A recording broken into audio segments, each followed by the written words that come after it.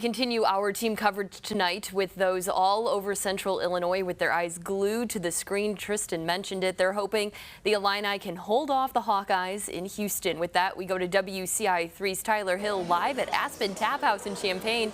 Tyler, describe that atmosphere for me. Man, Amanda, it has been great so far. It's a packed house. There have been a wait on tables ever since I got here a couple hours ago, and even those people are creeping in the aisles, blocking it for servers just to make sure they can get a glimpse of this game. But honestly, it reflected in a lot of ways, I think, this Illini team that we saw a little tense, a little nervous maybe starting out this game, and now they've really come alive as the team has settled in. Very committed. I talked to a couple people at the bar who got here 3 hours in advance just to make sure that they would be here at their favorite spot to watch the game. There's already been a couple big crowd pops as well. I can remember the Big Z block, the Andre Stojakovic and one, the Keith Wongler pull-up three. Oh, here's another one right there. And all of these, they peaked out. I have a decibel meter on my phone that can read how loud it is. It peaked out around an industrial level lawnmower. So really loud in here, maybe not quite as loud as Houston, but they're confident this team can get it done, punch their ticket to Indy. I even heard some comparisons to the 04-05 team. That's pretty rarefied air. But like you said, we got a couple minutes left in halftime. At 10, we'll have a full wrap of the game, win or lose. An amazing job by our sports team. For now, reporting in Champaign, Tyler Hill, WCIA3, your local news leader. All right, Tyler, thank you so much. Absolutely. We got more team coverage for you, including at Aspen Tap House, where nearly 100 fans packed the building. That's where WCIA3's Tyler Hill was all game long. Tyler, lots of smiles? Yes, for sure, Glenn. The word of the day and the word of March really is madness, and that is the perfect one to describe the atmosphere when the buzzer sounded here tonight. There was a full range of emotions throughout this 2.5-hour game, starting with nervousness. The Illini went down 12-2 early. You could hear a pin drop. Slowly but surely, though, the team came alive, and so did the fans, who never lost faith, hitting decibel levels nearly equal to a rock concert at times. Everything built towards the clock hitting zeros, and the crowd going crazy. Take a listen.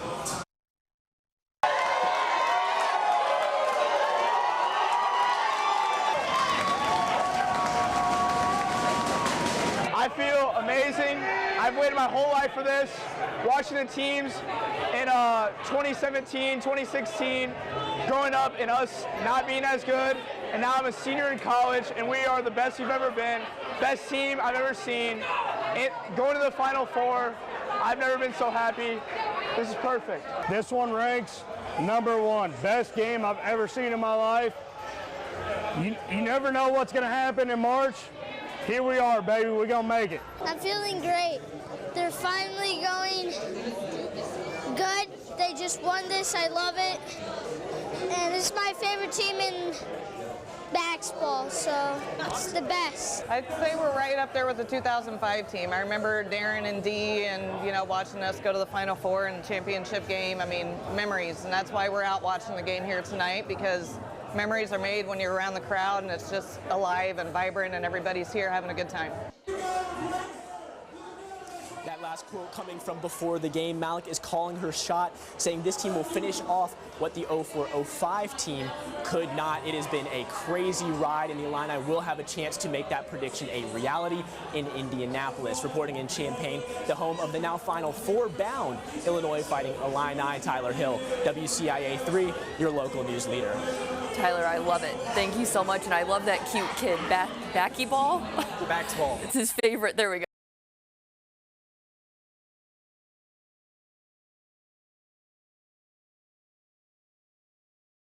So roughly 300 miles back here in Urbana, I should say, Illini fans who didn't make the trip to Tennessee, they're huddling up to watch the game and cheer on their team. We continue our live team coverage and check in with WCIA3's Tyler Hill. I'm excited too, Tyler. You're with some very proud fans in Urbana. What's the energy like there? Yeah, it is that nervous energy after a tough offensive and defensive start for the Illini, but now they're driving here in the red zone, and I'm here with one of the fans, Vashon. Vashon, how you doing tonight? Good. How are you doing? Man, I am great. Been a good game so far. So how long have you been a fan of the Illini for, and what originally got you into it? Oh, I would have to go back to about 1998 or something like that. That's about how long I've been a fan.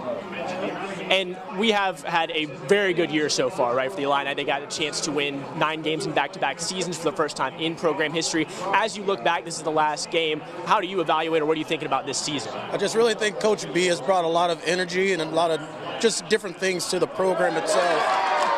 As you can hear, I just feel like the program as a whole is just going in the right direction. Like you said, 9 wins in 3 years is very exciting.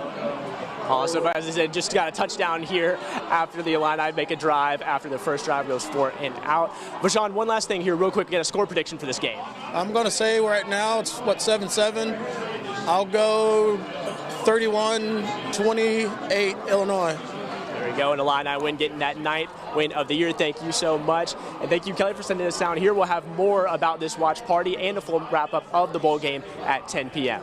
Tyler, perfect TV, a touchdown, a great fan, and a score prediction. Thank you, my friend. Great timing. Great timing. All righty, we'll see you next time. We continue our team coverage tonight, looking back 2 hours west of Indy in Urbana, where fans who couldn't make the trip to the game are packed into Oski's Sports Pub cheering on the Illini. That's where WCIA3's Tyler Hill is live. Tyler, how's it looking? Man, Will, it is an amazing atmosphere. There's not a seat left here. Oski's told me that they ran out of reservations 4 days ago. That's how passionate fans have been, making sure they have a place to watch the game. And even though the weather outside is gray and dreary, in here there's nothing but energy and passion, including with my man here, Brandon. Now, Brandon, when I got here earlier today, you were hard at work. Tell me about what that was about. Yeah, so I got here a couple hours early before the game even started. I was just kind of grinding out homework. The lines for the campus bars are pretty outrageous, so I found out I could squeeze out a table for 2 here, and I immediately did that. Yeah, and he was doing data science. I hope your professor's watching this because you were hard at work. Needed to give you a good grade there. And this has been an amazingly fun team to watch, right? So many good memories throughout the season. What is your favorite thing so far to follow about with this team? Absolutely. This is a great cast of people, right? It seems like kind of with Illinois specifically, it's a different cast of people each season. This is an incredibly fun group of players to watch. I mean, very fun class. These guys have chemistry, and it is so fun. Like Keaton Wagler in particular, David Mirkovich, these freshmen are just so outstanding to watch. Of course, and we just hit halftime. Illini are down. What have you seen so far, and what do you think they need to do, or what are some keys to win this game? Yeah, so I'm no head coach. I only played basketball for a few years when I was younger, but my tips, I mean, we're just not hitting our shots right now, right? It's like those threes, honestly missing some layups, and then rebounding is big right now, I would say. Yeah, definitely got to get the three-point shooting going and things like that, which is something that the team is normally great at. Before I let you go, Brandon, can I get a score prediction? What do you think when the clock hits 0? I would say 81-78 Illini. There we go. Still got a passion for this team. Thank you so much for getting out here and watching us. We're going to have full coverage for the entire game, win or lose, here at the 10 o'clock newscast. Will, back to you. All right, Tyler, don't have too much fun out there. And you can stay on top of the very latest on Illinois athletics by following along with our sports team. That's your tomorrow. Well, it was a busy day on the football field in Champaign with race weekend. A busy day on the football field in Charleston for football. WCIA3's Tyler Hill breaks down the spring game for the EIU Panthers. Football is back in Charleston as EIU hosted their spring game today at O'Brien Field. Offense versus defense going to be the format in this one. Offense off to a hot start on that first drive, 5-yard touchdown run from Charles Kellum. But defense coming back and controls the rest of the game. Coach Chris Wilkerson praised their physicality and fast style of play, something the unit hopes they can take into 2026. If you play different teams and offense, if they hear a lot of pads popping, a lot of physicality, a lot of those people, they're not going to withstand that for so long. So come second quarter, third quarter, a lot of these teams, they're going to shy away from it, and then we just continue to impose our will. So physicality is definitely a big thing that we try to do on defense. Wilkerson also named 2 captains after the game, saying that they both got almost 3/4 of the vote this spring. First, the aforementioned Kellum, and then senior linebacker Jawan Nixon. Both guys, Wilkerson says, epitomize what this program wants to be about. They have been tremendous students, they've been productive players, and they've been amazing people. They've earned the respect of their peers in that locker room, and Jawan came from a junior college to Charleston. He's a guy that I have a great deal of respect for. I trust him dearly. I love him like a son. And CK's a guy that transferred here from Akron. Strong leadership skills, solid, great student, great person, and a very good, productive, solid football player for us too. It's a blessing, you know, that these guys believe in me to lead them. And I think me and Jawan can really take this team in the right direction. The Panthers brought in 29 new transfers for the 2026 season. Wilkerson said that they have had a chance to gel during spring, especially in that defensive line room where 11 new guys were brought in, giving them a level of depth he says they didn't have last year. Reporting in Charleston, Tyler Hill, WCIA 3 Sports. Champaign Centennial football announced the hiring of a new head football coach yesterday, and today he got to meet with students at the school for the first time. Meet Keegan Hill. He takes the reins of Charger football after working as an assistant at Plainfield East last fall. Before that, he was the head coach for Mendota for 8 seasons and made a couple previous stops in the Rockford area. Hill brings more than 2 decades of coaching experience to Champaign, and here's his mindset going into year 1 in Central Illinois.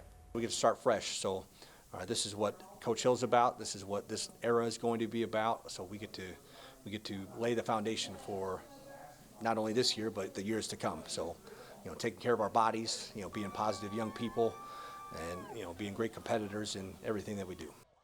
Hill graduated from NIU and says he wants to create an experience that players, teachers, parents, and everyone involved in the Chargers community can be proud of. He replaces Kyle Jackson, who stepped away after leading the program since 2019.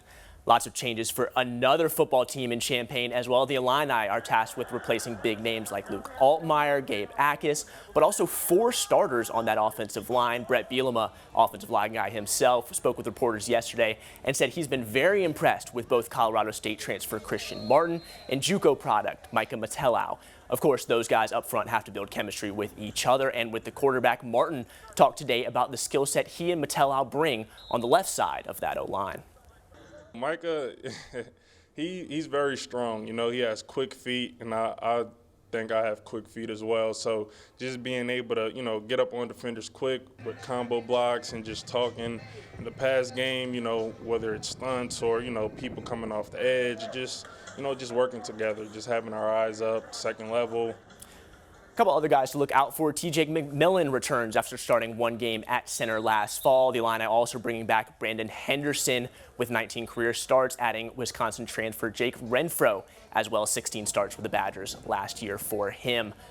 Postseason action begins tomorrow for Illinois women's golf with the first of 3 rounds in Glendale, California for the Big Ten Championships. Illinois comes in fresh off a win in its regular season finale at the Boilermakers Spring Classic. 3 of their top 4 scorers there were seniors. The other, a freshman, Northbrook, Illinois native Alexis Myers, has grown a ton throughout her first year of collegiate golf.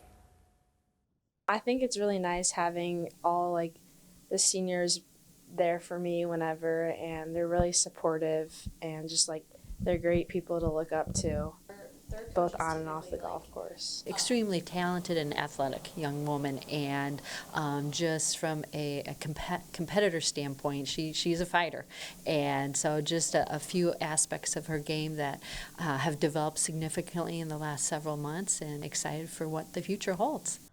The Illini hoping to perform well enough to earn an NCAA regional bid. That selection show is 1 week for today. And that'll be all for your morning sports. I'm Tyler Hill. Back to you.